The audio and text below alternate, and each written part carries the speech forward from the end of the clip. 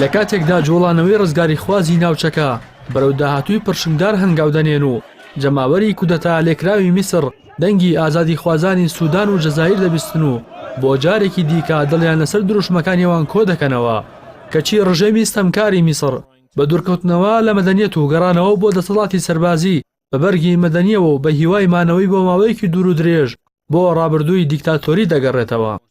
ڕۆژنامەی تایمزی بەریتانی ئاشکرای کرد عەبدولفەتاح سیسی سەرۆکی میسر هەرسێ کوڕەکەی لە پۆستی سەربازی و مەدەنی گرنگدا دامەزراندووە تا لەمانەوەی پۆستەکەی بۆ ساڵی 2030 یارمەتی بدەن، هەروەها بە شێوەیەکی دیکتاتۆرانە کۆنتڕۆڵی جومکەکانی دەسەڵاتی کردووە. ڕۆژنامەکە لە راپۆرتەکەیدا ئاماژە بۆ دەکات کە ئامانجی شۆڕشی 25 ینواری 2011 ڕێگر بوو لەوەی کە حوسنی موبارەکی سەرۆکی پێشوو جەمالی کوڕی وەکو سەرۆک بسەپێنێت، بەڵام مەحموودی کوڕی سیسی کە پلەی عەمیدە لە دەستگای هەواڵگریدا بۆ چاودێری چاکسازی دەستوری درێژکردنەوەی ماوەی سەرۆکایەتی باوکی تا ساڵی 2030 سەرپەرشتیی لیژنەیەکی نافەرمی دەکات. هيتم تداول السلطة كل 4 سنوات ولن يستطيع أي حاكم في مصر أنه ڕۆژنامەکە لە درێژەی راپۆرتەکەیدا دەڵێت مستەفای کوڕەگەورەی سیسی لەلایەن باوکیەوە کراوە بە بەرپرسێکی گەورە لە دامەزراوی چاودێری کارگێڕیدا کە ئەو دەستگایە پێگەیەکی گەورەی لە سەردەمی دەسەڵاتی سیسیدا هەیە. ئەمەش بۆ سەپاندنی دەسەڵاتی سوپایە بەسەر دەستگا کارگێڕەکانی دەوڵەتدا. هەروەها حەسەنی کوڕی سێمی سیسی کە پێشتر بەرپرسێکی ڕاپەڕاندن بوو لە بواری نەوتدا بۆ دەستگای هەواڵگری گوازراوەتەوە.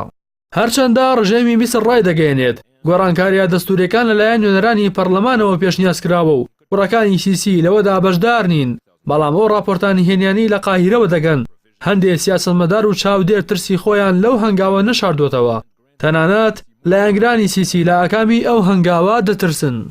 بەپێی دەنگدانی پەرلەمانی وڵات لەسەر گۆڕانکاریە دەستوریەکە هەرخولێکی سەرۆکایەتی لە 4 ساڵەوە بۆ 6 ساڵ درێژ کراوەتەوە.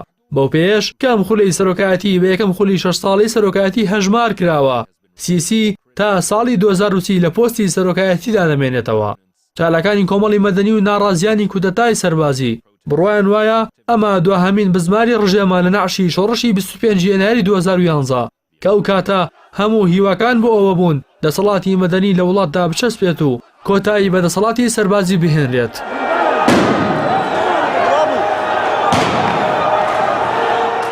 عەبدولفەتاح سیسی هیچ بەندێکی لە ڕژێمەکەی موبارەک وەرنەگرتووە. ئێستاش گوێی خۆی لە دەنگی ئازادی خوازان ئاخنیوە بە هیوایە بە یارمەتی سعودی و ئیمارات و بە هەمان زمانی کودەتای میسر و نەهامەتی جەنگی یەمەن و لیبیا مامەڵە لەگەڵ شۆڕشگەڕانی ناوچەکەشدا بکات. وا دەزانێت ئەو کردەوەیە ئاکامی سەرکەوتوانی دەبێت مادەم لە کۆشکی سپی و ئەلیزێ و هەندێ پایتەختی خۆراوادا پێشوازی دەکرێت. ئەو لە زمانی گەلان و مێژووی بزوتنەوە ئازادی خوازەکان تێنەگەیشتووە کە هەمیشە دیکتاتۆران تێکشکاون و هیچ ستەمکارێک نەیتوانیوە تا سەر گەل کۆت و بەند بکات. بەڵام ئەوەی جێگەی سەرنجا دیکتاتۆران مێژوو ناخوێندنەوە و پند لە ئاکامی ترسناکی هاوشێوەکانیان وەرناگرن.